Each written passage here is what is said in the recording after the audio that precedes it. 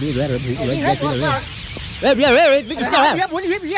cái gì vậy ha bia cái gì vậy bia bia sữa bia bia cái gì cái lại ăn đi nói điều cái luyện push này cái gì bia bia बाहर सुरी इसका समय है हाँ तुम ऐसे नहीं कीजिए भैया अरे भैया रोटी रोटी से मजाक कर रहे हैं आप लोग अरे भैया हम कर पुश हम खाली पुश नहीं ये है भी खा रहा है भैया हाँ जो है इसमें खा रहा है कहाँ है ना दो कस्टमर आ गया हाँ लेगा दो पैसा भी बाल बच्चा हो जाएगा अरे भैया हम खाली पूछे थे भैया कितना रेट है भैया 20 रुपए भैया बना दो भैया नहीं मतलब मैं हम बढ़िया बनाएंगे भैया नहीं दीजिए या हाथ दूध पूरा चाट लीजिएगा अरे नहीं दीजिए मैं टूटी भी काट लीजिएगा हाथ में अरे भैया आप तो हम पूरा रन थोड़ी खा के देखिए ना भैया एक बार थोड़ा फिल्म के लिए खाए का बाद पैसा दीजिएगा नहीं फिल्म के लिए तो बोलिए